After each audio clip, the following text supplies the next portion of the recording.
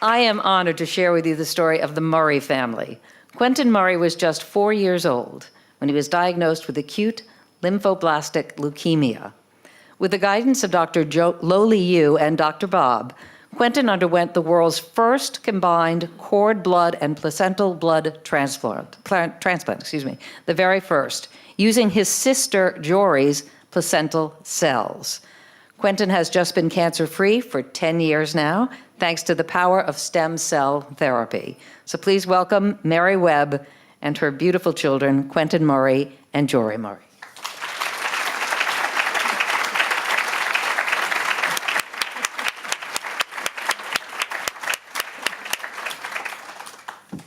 I am thrilled to talk to you all because we have illness in our family as well. And when you have one person ill in a family, the entire family is impacted.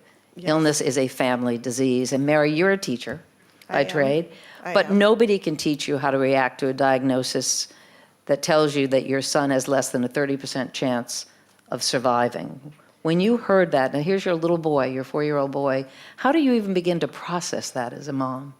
Well, let me push back and say there is someone who can teach you, and it's the child. I say that because I fell apart when Quentin was diagnosed. I remember that night. I remember going to sleep and waking up maybe about 3 o'clock, and for a moment not having my bearings and wondering where I was, and then seeing my son with all of these tubes and nodules and different things poking and prodding him, and then realizing that, yes, it was actually happening to him. It was actually happening to us. But the very next day, he popped up, and he took his IV pole with him in his gown with his buttocks showing. And Mom! and he went to the playroom. And that's what he did pretty much every day of his time in therapy and in treatment. And it made me realize if he was holding it together, certainly I should too. But in that moment that you first heard about the diagnosis, I felt like his life had ended before it even started. He was only 4. He hadn't gone to kindergarten. I want to say we'd only taken one family vacation, and I just started thinking of all the things that he wasn't going to be able to do. He wouldn't ride a bike. He wouldn't get married. He wouldn't graduate from 8th grade, as he's going to do in 3 weeks.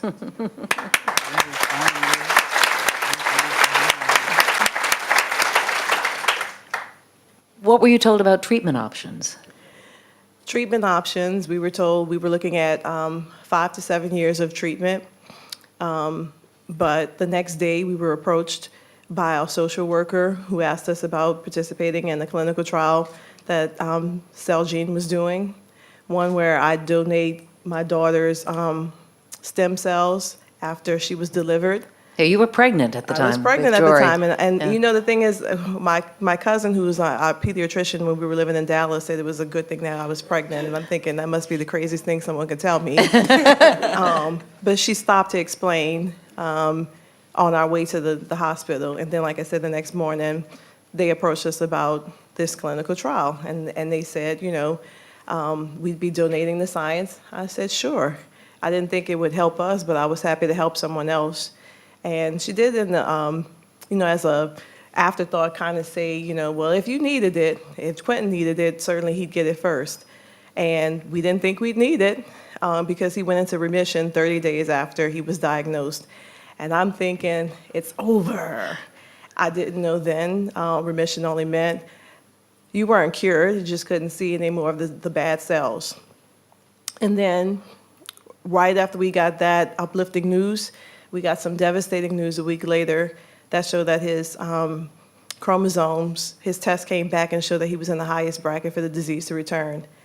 And they didn't tell me at the time, but that if you relapsed, you have such a poor chance of beating it the second time around. So that's why it was decided that he would have to have the transplant, but that we'd wait until December when Jory was born to see if, you know, she'd be a match. Celgene sent a representative, and I remember her standing over the doctor and just saying, get everything, get everything. And I'm thankful that she did.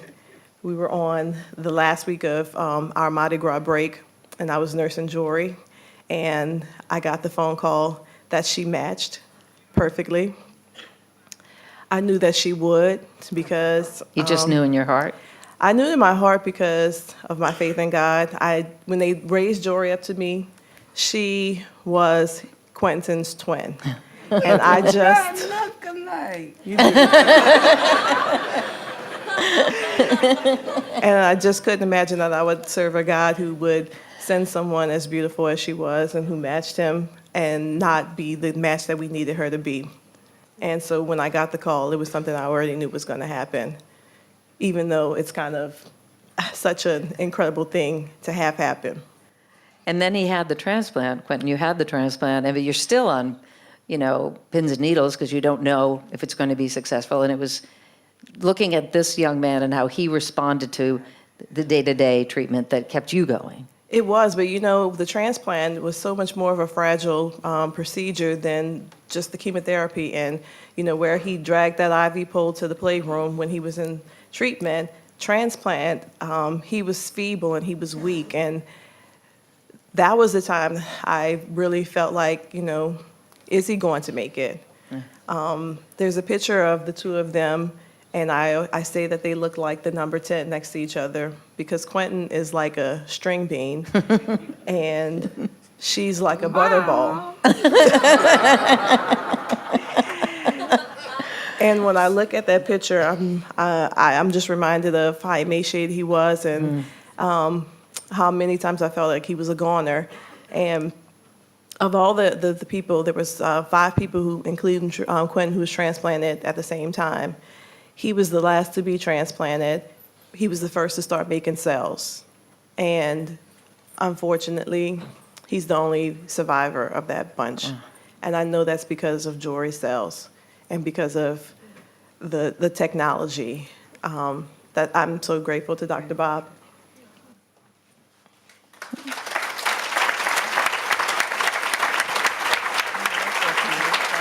Jory, let me ask you, you heard your mom saying that your brother is here because of your cells. Have you thought about that? I'm always happy about that because if it weren't for my cells, Quentin wouldn't be here today. But is he still an annoying big brother? Yes. She's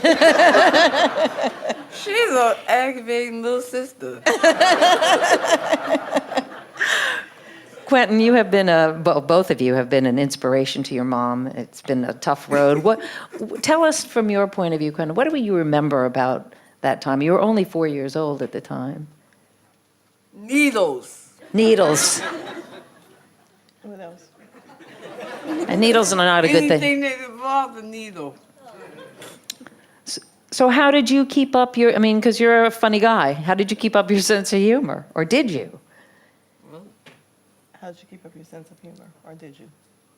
Cracking jokes. Cracking jokes, yeah? That's what I do on this little one. Did you understand how sick you were, Quentin? Did you understand that? Yes. Tell them why. My mom and dad would cry every morning and every night. Well, every day, basically. And how did you handle that? I just sucked it up and went through that crazy stuff. Sucked it up and went through that crazy stuff. 4-year-olds and 4 to 5-year-olds do not like needles. No.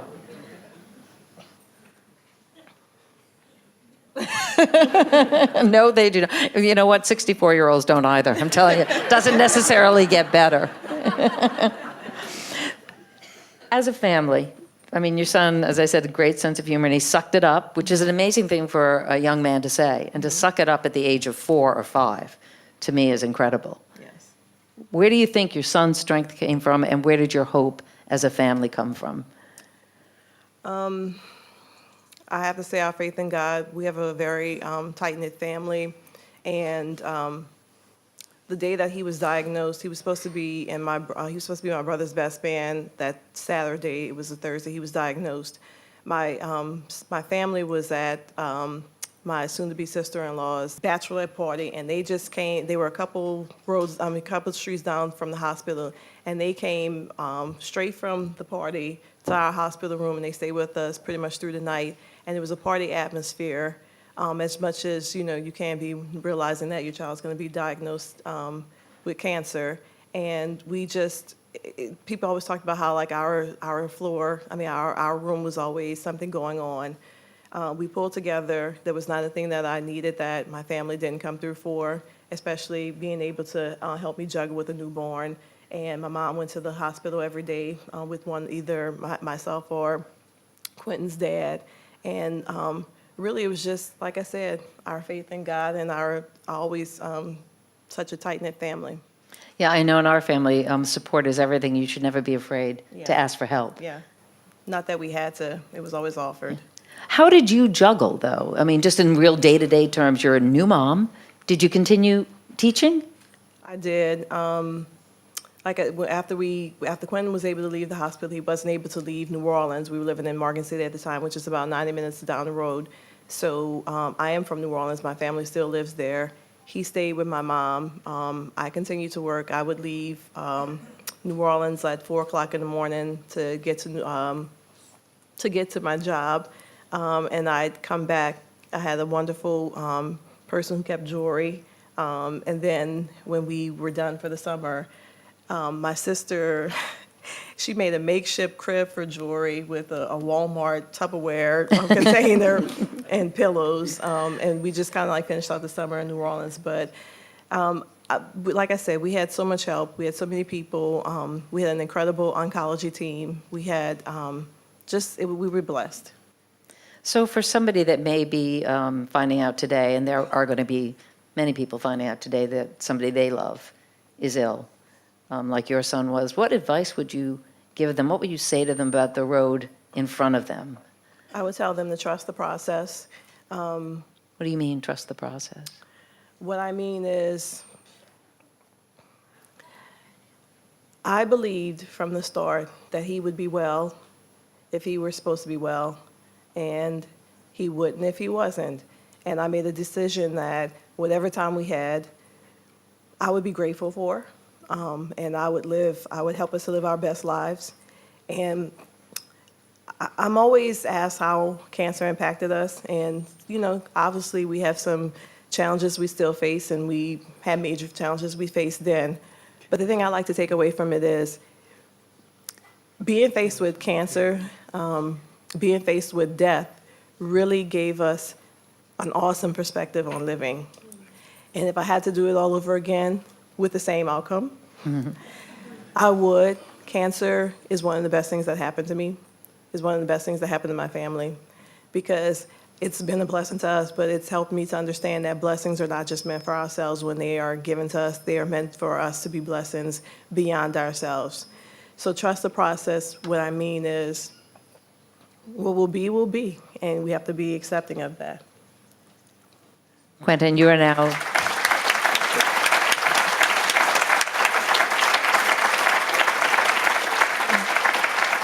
Quentin, your birthday was March 11th, was it? 11th. And you turned 15? Yep. Do you see your life ahead of you? And as you do, Yes. what do you see? I'm gonna be a musician. Really, a musician? What do you want to play? I play trombone. Cool. Jazz? What are you going to do with the trombone? What kind of music? Loud. Well, he marches in the marching parade in New Orleans. That's one of the things I continue to think has been a blessing. That another thing that he wouldn't have been able to do, and he actually missed his spring break concert last night. But we're in a better place. Well, we're And so gonna glad. get a concert because I'm not gonna stop playing that. We don't ever want you to stop playing. Thank you for being here with us. You're just Thank you for having fantastic. us. I wanted to dream on one, but I'm